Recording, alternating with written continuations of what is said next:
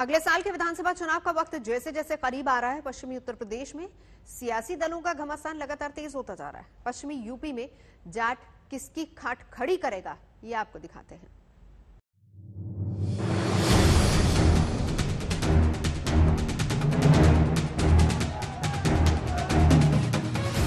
पश्चिमी उत्तर प्रदेश में राजनीतिक लामबंदी शुरू हो गई है। एक तरफ टीम योगी है तो दूसरी तरफ बीजेपी विरोधी मोर्चा उलटफेर करने को तैयार है। बीजेपी ने मिशन पश्चिम यूपी का ब्लूप्रिंट तैयार कर लिया है।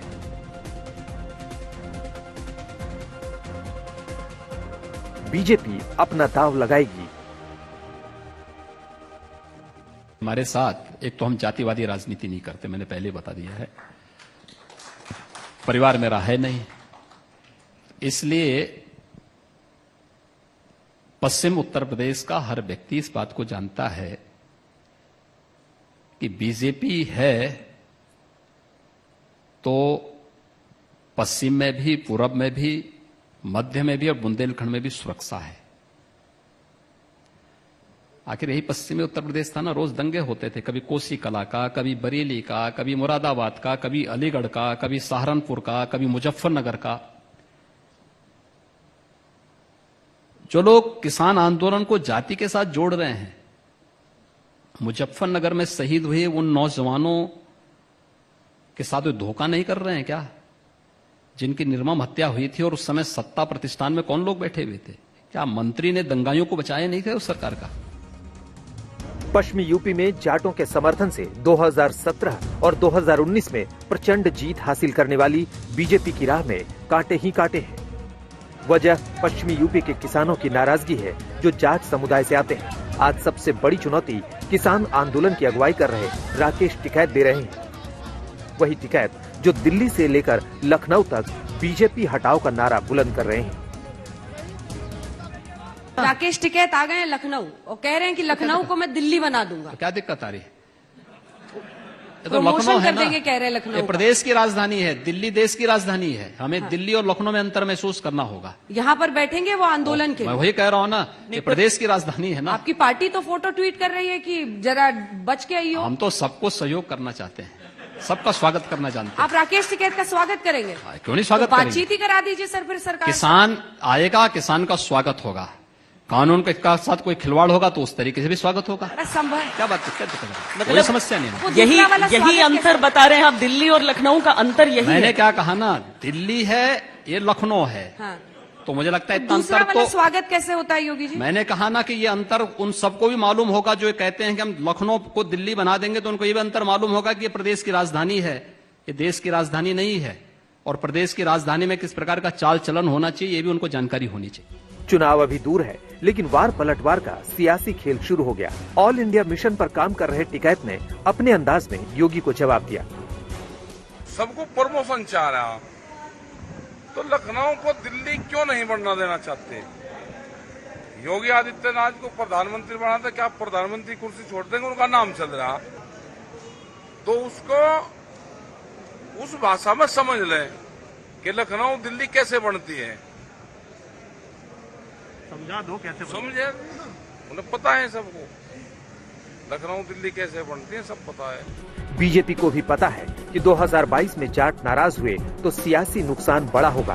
दरअसल पश्चिमी यूपी में 136 विधानसभा सीटें और 27 लोकसभा सीटें हैं, जहां जीत की चाबी जाट के हाथों में है। इसे आप चुनावी नतीजों के आंकड़ों से समझिए। कुल विधानसभा सीटें 136।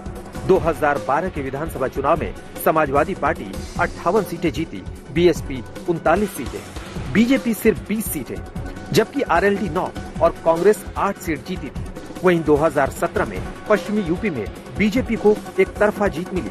पार्टी ने 103 सीटें जीती, एसपी 27 पर अटक गई, जबकि अन्य पार्टियों के खाते में सिर्फ 6 सीटें आई।